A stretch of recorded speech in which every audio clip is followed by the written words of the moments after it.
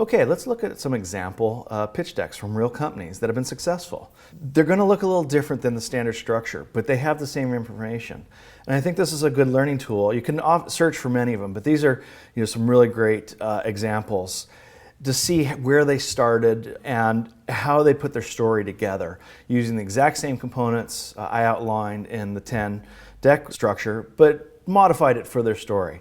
So let's start with Mint.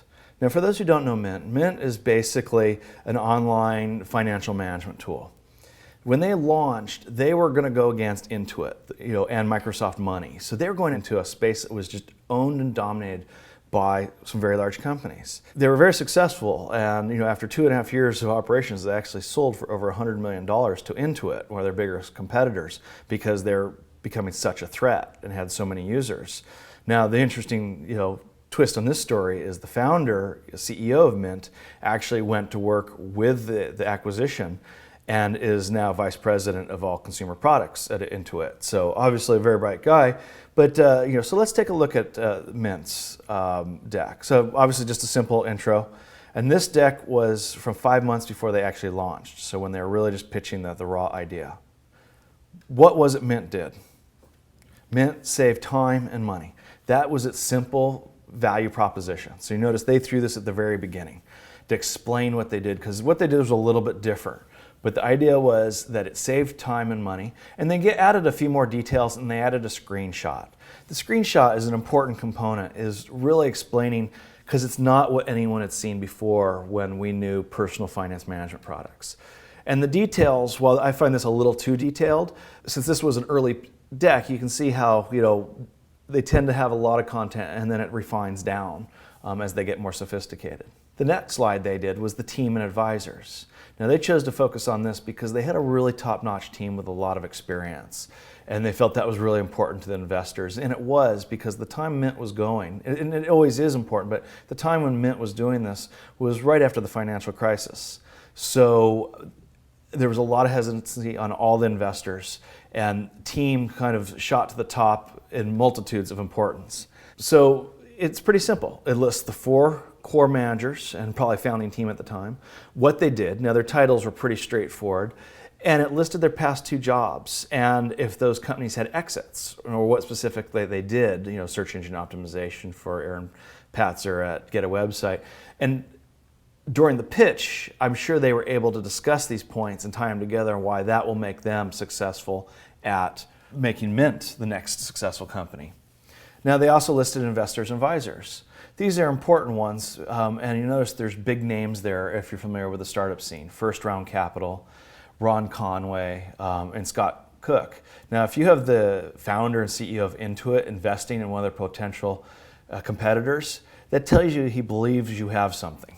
It's a good validation of the business for investors' viewpoint. As an entrepreneur, you can't let yourself get too cocky thinking, I got these big names investing in me, I must have something.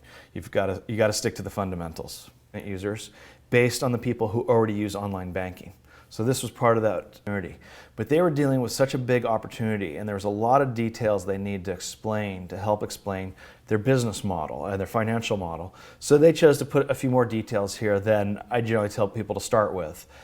So they go, in their market calculus formulation, 49 million people, and the age range they were aiming for is 22 to 35 age range. So they narrowed it down, and those are active internet users.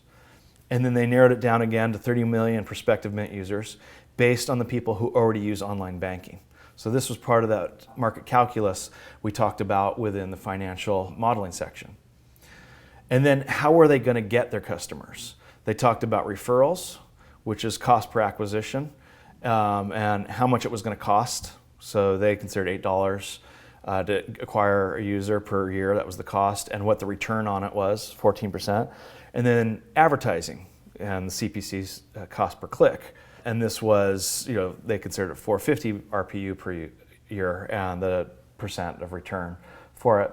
And then some of their assumptions on conversion for the cost per action, where the referrals come from and what have you, and took the numbers and some dollar figures and put it into a total addressable market opportunity.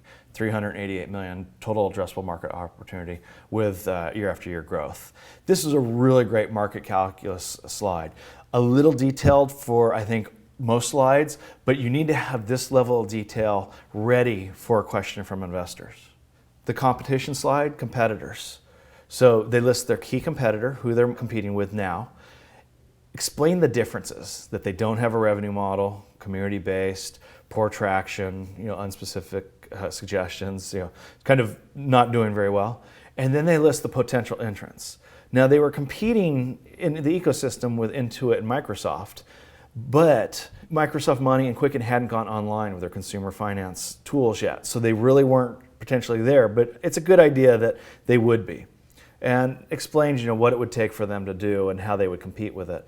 And then very simply state, what are 3 of Mint's competitive advantages and 3 of Mint's defensibility elements, which could be your secret sauce, that they decide to link in here, which really is part of it. Their secret sauce is knowing how the system works and how people use it, that there were very high switching costs for people. Value to user. So this is, goes back to the lean canvas of really what is your unique value proposition. And they defined it into 3 distinct areas: ease of use, cost, and benefits.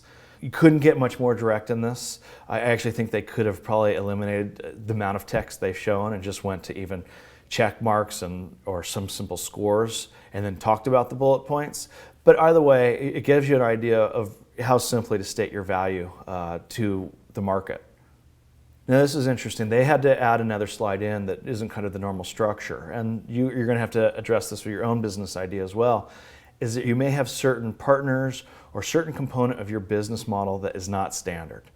And you may need to explain that to investors. In this case, because partners were one of their primary source of getting customers, that they were going to need to show the details of why we brought value to them, why they'd want to work with us, what was going to be the cost, the customer acquisition cost within that, compared to Mint referral. So they had to do a lot of insight knowledge of what the cost of customer acquisition was for these potential partners. And the value proposition, which was the delta in this case of what it normally costs them to acquire a customer and what a Mint referral will cost them as a customer. They dig deeper in. This would be your sales and marketing slide, essentially your user acquisition. How are we going to do it? We're going to launch, we're going to grow maturity, general life cycle components. Not that much value. I think it's much more value is below is where they thought, is that they felt they were going to be a word of mouth and viral path to growth. They were going to use a lot of blog components to build traffic and original awareness. And that they were going to have shareable website tags. Now, a shareable website tag is essentially just a viral component where people can post links with a button or some sort of information or a widget from one site to another. And by cross-linking with other websites, you can share traffic amongst each other. And then they went into some of the specifics they're going to do. In their case, being just a pure web play, it's okay to explain some of the details of what they're going to do. If you're in a more either B2B market or bricks and mortar space where you're not just a pure online play, you're going to have to spend a little bit more time discussing what it is, how you acquire your customers in a definitive way. Here's their business model. We acquire customers from where we gather information. We use something, that information is then used to create suggestions, that then can create a referral fee. Very simple. I understand what they do with the information, and how they get their referral fee. And then you notice they talk about a potential other one, which is advertising. But they don't make it convoluted. It's just really simple. They have a financial model. This is fine. They have the expected charts below in tables, which is our expected earnings, the revenue by source. They have total users, which is a metric that matters to them.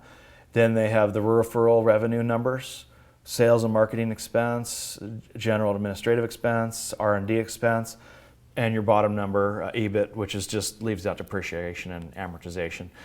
You have flexibility what your bottom line number is and exactly how this looks, but this is a great example. This is all you need to show. This is actually the most detailed you need for it. And then there were some assumptions they chose to list here, which was the number of investment they were going to get, what the stake in the investment would be, and a hurdle rate, which It isn't used too often, but it has to do with turnover in the business. They spent quite a bit of time in exit strategy, whereas the original structure we talked about is we had talked about the deal terms and the exit strategy in one. They made their deal terms rather small as part of the financial document, and then they went to exit strategy. And in this case, they really wanted to define why would certain big players buy them. Their goal was not to go IPO. Their goal was to be purchased by a company. So they looked at Google, what its reasons for, why it would fit with their business model, Yahoo, the same reason, and of course Intuit and Microsoft. And they were very accurate in this case. And they had a pretty short runway to get there, but Intuit did purchase them at a very nice return for the investors. And then they just had a simple Q&A. Quickly, I'll just show is they had some appendixes here, risks and precautions. So if someone brought up a question, an investor, at the end of it that was regarding one of these components, they could quickly pull up the slide and go over it, but they didn't feel important to address it every time. They talked about their strategic competitive responses and what could be done, and some financial assumptions, some details. You should always have these available. You don't necessarily need them as part of the deck, but make sure you have your financial spreadsheet, your model nearby, because if someone likes what you're doing, they're going to start asking questions about your assumptions. When you don't get any questions, you might get a little nervous. And this was another appendix of their exit calculation. That's the Mint pitch deck. It's a great deck. It got better. I saw it actually later on delivered by the CEO at a different time. It was what he considered his first generation version 1.0 deck after they went live. But in general, it stayed a similar message, and it stayed about the same core business model. They didn't change that. They just refined the pitch deck.